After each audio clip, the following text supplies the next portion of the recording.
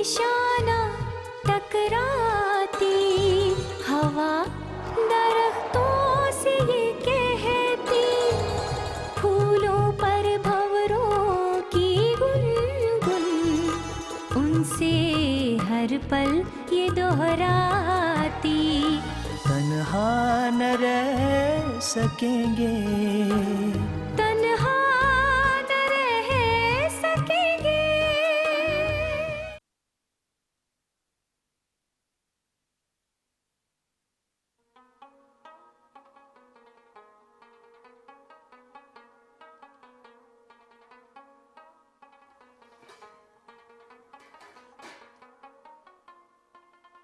ये ले, एक मेरे हाथ से भी खा ले। नहीं भाईजान, पेट पहले ही बहुत भर चुका है। ऐसे कैसे भर गया? जब तक मेरा पेट नहीं भरेगा तेरा पेट कैसे भर सकता है? ये ले। हाँ, ये ले एक और, बस एक और।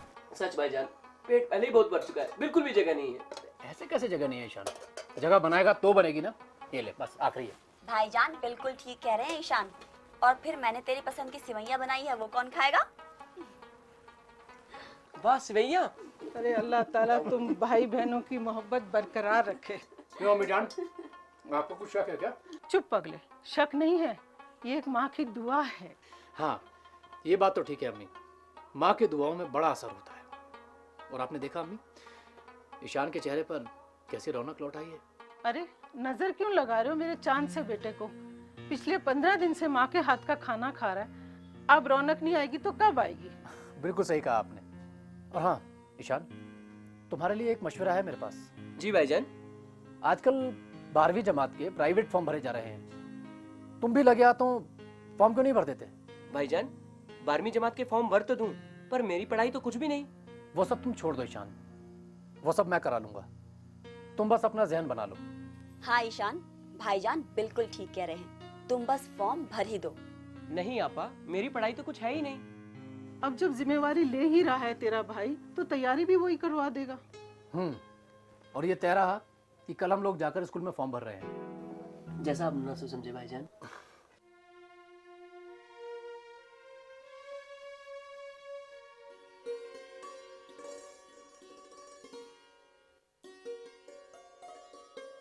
कुसुम, क्या बात है कुसुम? तुम हर वक्त इस तरह गुमसुम और उदास क्यों बैठी रहती हो? अब तो जिंदगी की सूरत ही यही रह गई है। ऐसा तुमने मान लिया है। मेरे मानने या ना मानने से क्या होता है, सच्चाई तो यही है ना। फिर गलत कह रही हो तुम अपनी जिंदगी की एक नई शुरुआत क्यों नहीं करती हो? अगर आप बुरा ना माने तो सच कहूं, आप लोगों ने मुझे सहारा दिया, मेरी हिम्मत बढ़ाई और मेरा इतना ख्याल रखा। इतना ख्याल तो मेरे माँ बाबूजी भी नहीं रख पाते। मगर क्या? मगर मुस्तकबिल 5-6 दिनों में ही तो सिमट नहीं जाता ना, ये तो मानेंगे आप। जरूर मानेंगे। कैसे काट पाऊंगी वो मुस्तकबिल जिसकी सीमा ही तय नहीं हुई है? कैसे गुजारूंगी पहाड़ जैसी लंबी जिंदगी जिसमें आमदनी का कोई जरिया ही नहीं है? इसका एक रास्ता है। वो क्या? अगर तुम हिम्मत दिखाओ तो तुम अपने शौहर पर मेंटेनेंस का दावा कर सकती हो। देखो, उन्होंने जुल्म करके तुम्हें घर से बाहर निकाला है, अब तुम्हें भी उनके मुंह पर कानून का तमाचा मारना चाहिए। मैं कमजोर औरत जात, मेरी कौन सुनेगा? देखो कुसुम, वक्त के साथ बहुत सी तब्दीलियां आई हैं। अब औरत जात कमजोर नहीं है, उसके वास्ते बनाए गए कानून हैं उसके साथ। ये सब किताबी बातें हैं। ये सब तुमसे किसने कह दिया कुसुम? देखो, औरत जात की जगह सिर्फ चूल्हे चौके तक ही महदूद नहीं है। अच्छा, तो क्या सुर्खाब के पर निकल आए हैं औरत जात के? इस मौजूदा दौर में औरत के सुर्खाब के ही पर निकल आए हैं। इस तरक्की के दौर में औरत जात का एक नया वजूद सामने आया है। उसने एक नई पहचान दी है अपनी शख्सियत को। उसने साबित कर दिया है कि वो गए जमाने की मजलूम, मजबूर, लाचार और बेबस औरत नहीं है, बल्कि चूल्हे चौके की हद से बाहर निकल आज औरत कहाँ कामयाब नहीं है? क्या साइंस, क्या फौज, क्या कारोबार और क्या खेल के मैदान, हर जगह औरत ने अपने आप को साबित किया है कि वो मर्दों से कम नहीं है। और ये सिर्फ इसलिए मुमकिन हो पाया क्योंकि उसने अपने इरादों को मजबूत किया।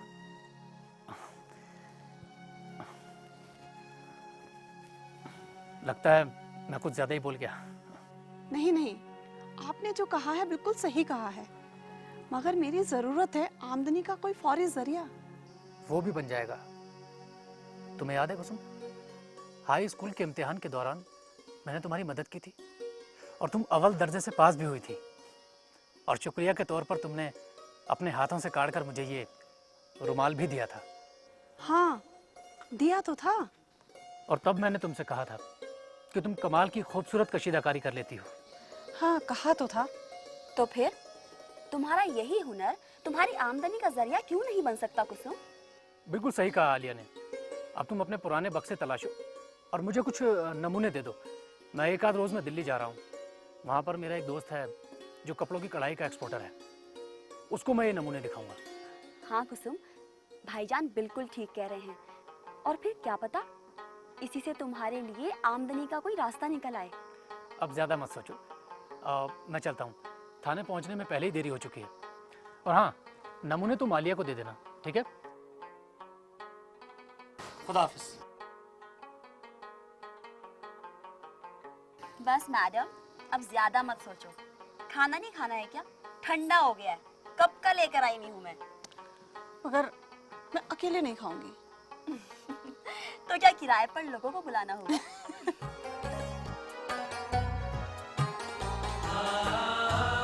कदमों में मंजिल पल खाते, हर पल जोश नया भर जाती, हर पल जोश नया भर जाती। तन्हा न रह सकेंगे, तन्हा न रह सकेंगे।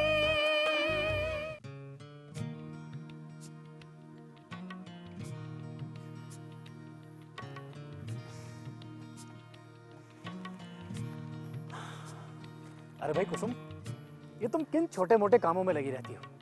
तुम्हारा नसीब, तुम्हारा मुस्तकबिल दरवाजे पर दस्तक दे रहा है। क्या बात है, ये चेहरे पे जोश, ये रौनक, क्या हुआ है? भाई बात ही कुछ ऐसी है। ये लो, संभालो इसे। इसमें क्या है? तुम्हारा मुस्तकबिल और आमदनी का जरिया, जिसके वास्ते तुम हमेशा से परेशान रहती थी।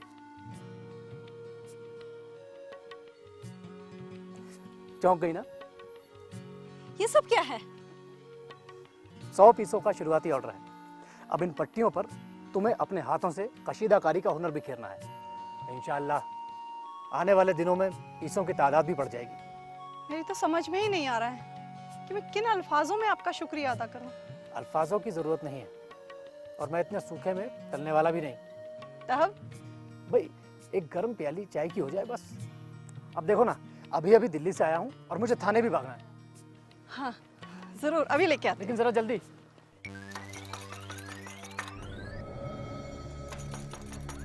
कौन? मैं बालूशाह। ओ, तो तुम हो बालूशाह, लेकिन तुम्हारा यहाँ क्या काम? कुसुम घर पे है। पर क्या काम है? भाई जिससे काम है उसी को बताना मुनासिब है ना इंस्पेक्टर साहब। खबर मिली कि तुम आई हो, सो मैं चला आया। कोई काम था क्या? बगैर काम के बालूशाह अल्लाह मियाँ के दरवाजे पे तक ना जाए। बोलो क्या काम है? काम क्या है, तकाजा है। कैसा तकाजा? तुम्हारे बाबूजी ने पिछले बरसों में मुझसे सूद पे रुपया लिया था। मेरे बाबूजी ने पैसे लिए थे, मगर मुझे तो कोई खबर नहीं है। तुम्हें खबर कैसे होती कुसुम रानी? तुम तो ससुराल में थी ना। वो पैसा भी बाबूजी ने तुम्हारे ससुराल ही पहुंचाया था। किस सोच में पड़ गई कुसुम रानी? कागजात तो मेरे पास हैं, तुम्हारे घर के, जो गिरवी पड़ा है मेरे पास। कितना कर्ज है? क्यों, आज के आज ही अदा कर रहे हो? ये क्यों अदा करेंगे? कर्जा मेरे सिर है, मैं अदा करूंगी। तो ठीक है, कितनी रकम है कर्जे की? कुछ मिल मिला के 20,000 के करीब है। 20,000? मगर मेरे पास तो इतनी रकम है नहीं। वो सब मेरा काम नहीं है कुसुम रानी। मैं तो तुम्हें जानता हूँ और तुम्हें देख रहा हूँ। तुम्ही से काम है मुझे। मैं तुम्हारा रुपया दे दूंगी, मगर मुझे वक्त चाहिए। दे देंगे, वो भी दे देंगे। बालूशाह कोई पत्थर दिल तो है नहीं। अब तुम मेरा ख्याल रखो तो मैं तुम्हारा ख्याल रख लूंगा। बोलो कितना वक्त चाहिए तुम्हें? जो वक्त आप दे सके। तो न एक दिन कम न एक दिन ज्यादा, 1 महीना ठीक है? 1 महीना। 1 महीना तो बहुत ही कम है। अब जो है सो है। अच्छा चलता हूँ कुसुम रानी, खुदा हाफिज। खुदा हाफिज इंस्पेक्टर साहब। खुदा हाफिज। आपसे यहाँ मिलने की उम्मीद नहीं थी। आय कुसुम। कुसुम रानी। हे ईश्वर, ये नई मुसीबत कहाँ से आ गई अब? तुम फिक्र मत करो, कुछ ना कुछ इंतजाम हो जाएगा। मैं अम्मी से बात करूंगा, शायद आलिया के निकाह के वास्ते रखे रुपयों से कुछ इंतजाम हो जाए। नहीं नहीं, आप ऐसा बिल्कुल नहीं करेंगे। शादी ब्याह के खर्चे क्या कोई कम होते हैं जो ये खर्चा भी मैं चाची के सिर डाल दूं? तो फिर कहाँ से लाओगी इतनी बड़ी रकम? अब तो भगवान ही मालिक है। आप बैठिए ना। नहीं, अब मैं चलता हूँ। अपना ख्याल रखना। खुदा हाफिज।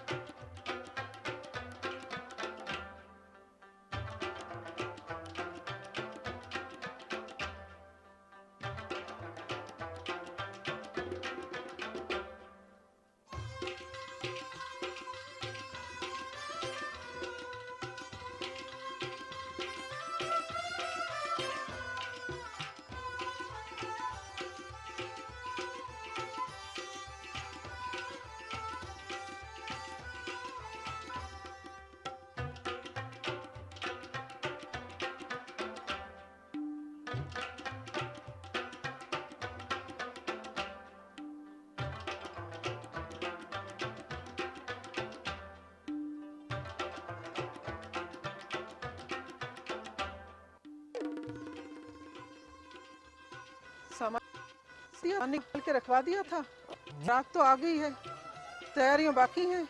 अरे मोहतरमा, क्यों फिक्र कर रही हैं आप? अभी तो बारात घर से चलने वाली है। आप इस वक्त यहाँ? हाँ याज मियाँ, एक जरूरी गुफ्तगू कर रही थी, सो चला आया। कोई खास बात है क्या? हाँ, बात तो खास ही है, वरना इस वक्त मुझे यहाँ होना चाहिए। तो ठीक है, आइए अंदर बैठ के बात करते हैं। चलिए आइए।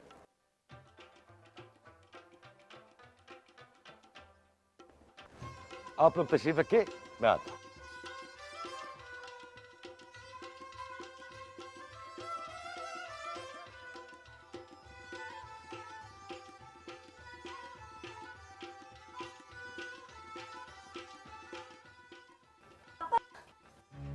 आपा, अरे क्या हुआ नगमा, ऐसे चिल्ला क्यों रही है? आपके ससुर साहब तशरीफ लाए, भाईजान और बड़ी अम्मी से कुछ बातें करने। लेकिन इस वक्त सुहेल के अब्बू, जबकि ये तो बारात के आने का वक्त है, क्या बातें कर रहे हैं वो अम्मी जान से? मुझे नहीं पता। चल मैं चल के देखती हूँ। आपका वहां जाना मुनासिब नहीं होगा। मुनासिब है या नहीं ये मैं नहीं जानती, लेकिन वो इस वक्त अम्मी और भाईजान से क्या बात कर रहे हैं ये जानना मेरे लिए ये जरूरी है। ये चल चल। दहेज की 50 दहेज की हुई थी अफसर साहब, दहेज की हुई थी, दहेज की। सही याद है मुझे। हाँ मियाँ, मैंने कब कहा कि ये रकम तय नहीं हुई थी, लेकिन 2 वर्ष में महंगाई कहां से कहां तक पहुंच गई है, इसका इल्म तो होगा आप लोगों को। लेकिन अफसर साहब, इस बात का महंगाई से क्या ताल्लुक? ताल्लुक है मियाँ, ताल्लुक है। सुहेल ने जो कोर्सेज किए, जो तालीम हासिल की, उसके खर्चे तो डेवड़े हो चुके हैं। तालीम देना तो वालिदैन का फर्ज है जनाब। तो कोड़ियों के दाम दुल्हन को घर में बिठाना ये भी वालिदैन का फर्ज रह गया। ये आप किस लहजे में बात कर रहे हैं अफसर साहब? कैसा लहजा? जो मौजूदा दौर की मांग है मैं तो वही कह रहा हूँ। आखिर चाहते क्या हैं आप? अयाज मियाँ, जहेज की रकम 2 लाख देनी होगी। 2 लाख? लेकिन 2 लाख तो बहुत ज्यादा है। आपको लग रही होगी, लेकिन जो कुछ कहा है वो बिल्कुल वाजिब है। लेकिन इस वक्त हम इतनी बड़ी रकम कहां से जुटा पाएंगे? अब मैं क्या बताऊं, नाते रिश्तेदारों में भी क्या आप इतनी रकम नहीं जुटा पाएंगे? क्या आपको अच्छा लगेगा निकाह के मुबारक मौके पर मैं रिश्तेदारों के सामने हाथ फैलाऊं? क्या सही है और क्या गलत? बताऊं मोहतरमा? अफसर साहब, अगर इतनी रकम का इंतजाम ना हो पाया तो याज मियाँ फिर ये समझ लो कि बारात घर से निकलेगी ही नहीं। ये आप क्या कह रहे हैं? जो आपने सुना मैं वही कह रहा हूं। उस सूरत में ये निकाह नहीं हो पाएगा। जल्दबाजी में कोई फैसला मत लीजिए अफसर साहब, सिर्फ हमारी जानिब भी तो सोचिए। आखिर इतनी जल्दी इतनी बड़ी रकम हम कहां से जुटा पाएंगे? अरे अयाज मियाँ, मैं मजबूर हूं। इस मामले में मैं आपकी कोई मदद नहीं कर सकता। हाँ, अब आप लोगों ने तय करना है कि बारात आपके दरवाजे तक पहुंचे या फिर निकाह रद्द। इतना संग दिल मत होइए, इतना बड़ा फैसला मत लीजिए। मेरी बच्ची का क्या होगा? कहाँ जाएगी मेरी बच्ची? अगर बारात दरवाजे तक ना आई तो क्या इज्जत रह जाएगी हम लोगों की बरादरी में? मोहतरमा, अगर आप ये समझती हैं कि मैं जज्बात में आकर अपना फैसला बदल दूं, तो ये आपकी सरासर गलतफहमी होगी। जो कहा है वैसा ही होगा। इसमें किसी तरह के किसी रद्द-बदल की कोई गुंजाइश नहीं। एक बेवा की झोली की इज्जत। बस अम्मी, एक लफ्ज और नहीं। मास्टर असलम बेग साहब की इज्जत इतनी कमजोर और सस्ती नहीं जो इन जैसे खुदगर्ज, लालची और बेगैरत इंसानों के सामने झुक जाए, जिनकी ना तो आंख में शर्म और लिहाज है और न दिल में इंसानियत। इनसे आप भला कोई उम्मीद कैसे रख सकती हैं? आपकी बेटी इतनी कमजोर, लाचार और मजबूर नहीं है अम्मी। उसके साथ उसके अब्बू की सोच और उनके नजरियात की बेशुमार दौलत है। जनाब अफसार आलम साहब चंद रुपयों की हवस के गुलाम बने आप क्या बारात को रवाना होने से रोकेंगे? बल्कि मैं आलिया बेग वल मरहूम जनाब असलम बेग इस निकाह से इनकार करती हूँ और मैं ये फैसला पूरे होशो हवास में ले रही हूँ। आप बराए मेहरबानी यहाँ से तशरीफ ले जाइए। जाइए यहाँ से।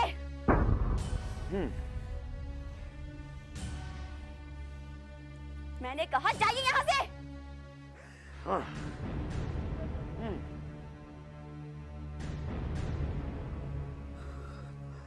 ये क्या किया तूने मेरी बेटी? हम रकम का इंतजाम कर ही लेते बेटा। आज कर लेती और बेटी का निकाह भी करवा देती अम्मी, लेकिन अफसार आलम जैसे दौलत की हवस के दरिंदों की मांग यही खत्म नहीं हो जाती, बल्कि और बढ़ती जाती है और फिर इंसानियत की सारी हदें पार कर जाती हैं। आप जानती हैं ना कि जब इन जैसे लोगों की दौलत की हवस पूरी नहीं होती है तो ये क्या करते हैं? किसी भी हद तक चले जाते हैं और हैवान बन जाते हैं। लड़की को जला देते हैं या फिर उस पर कोई तोहमत लगाकर उसे दर दर की ठोकरें खाने के लिए छोड़ देते हैं। अम्मी जान, आपको तो अपनी बेटी पर फख्र होना चाहिए। अब्बू की नसीहत आज काम आई है। आलिया ने अफसार आलम के मुंह पर जो तमाचा जड़ा है उससे माशरे को नसीहत लेनी चाहिए। मुझे तो समझ नहीं आती कि मैं इसके ऊपर फख्र करूं या अफसोस। नहीं अम्मी, आपको अफसोस करने की कोई जरूरत नहीं है। आप अपने आंसू पोंछिए और बिरादरी में एक मिसाल कायम होने दीजिए।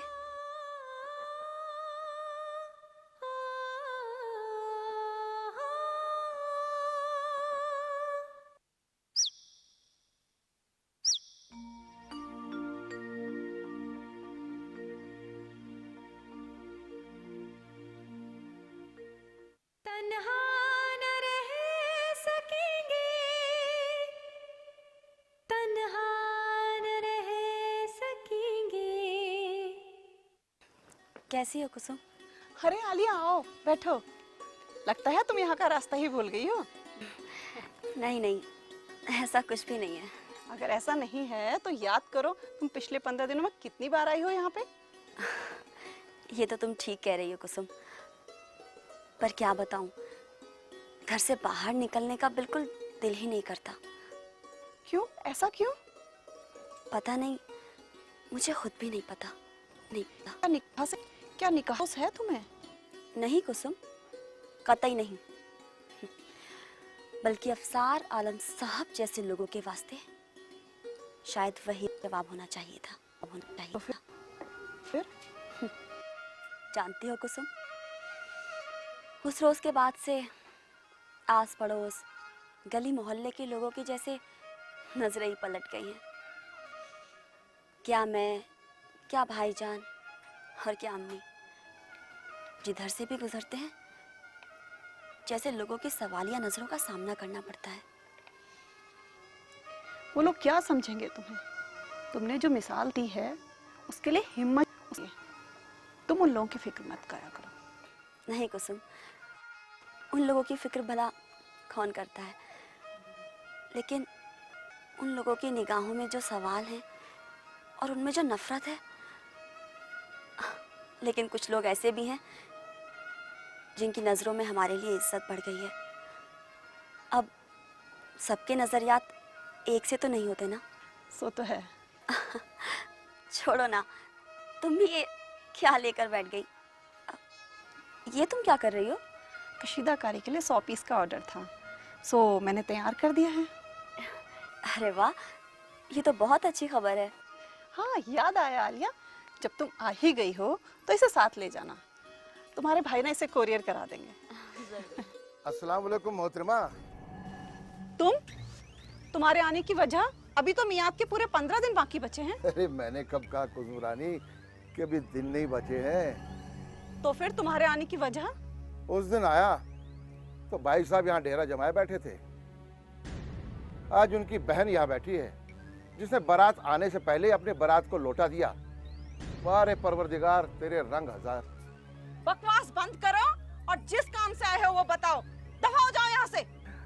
बताता हूँ कुसुम रानी, ऐसा हल ढूंढ के लाया हूँ जिससे तुम्हारी मुश्किलातें दूर हो जाए।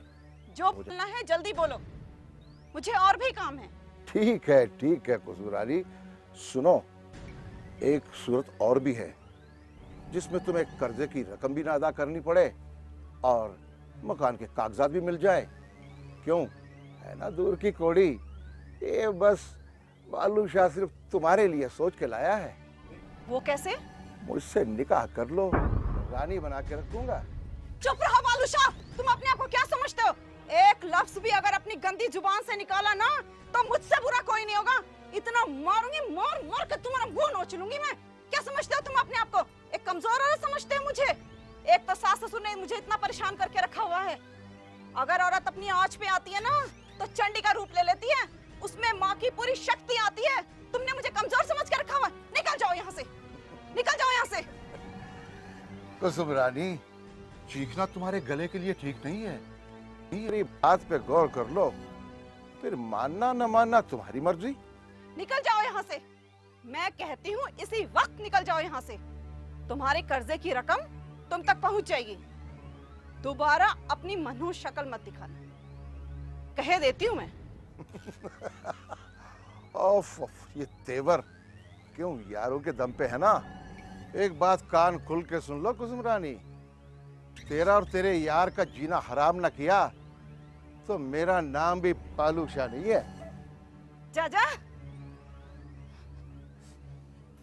चुप हो जाओ कुसुम, उस बेअरत इंसान के लिए तुम अपने आप को तकलीफ मत दो। चुप हो जाओ।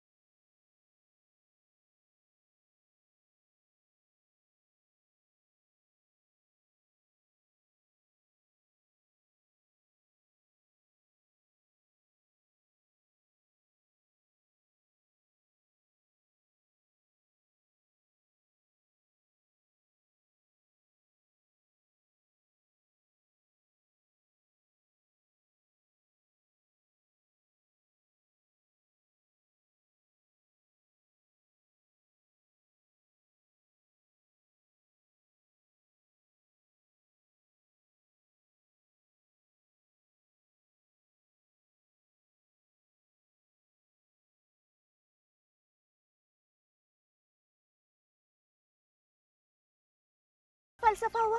सब्र तो करो, समझाता हूँ, चलो। फर्क दिलों में कभी हमारे न आया था ना अब आए, सबसे अव्वल यही मजहब है, कौमी इख्तिलाफ बस जागे, तन्हा न रह सकेंगे।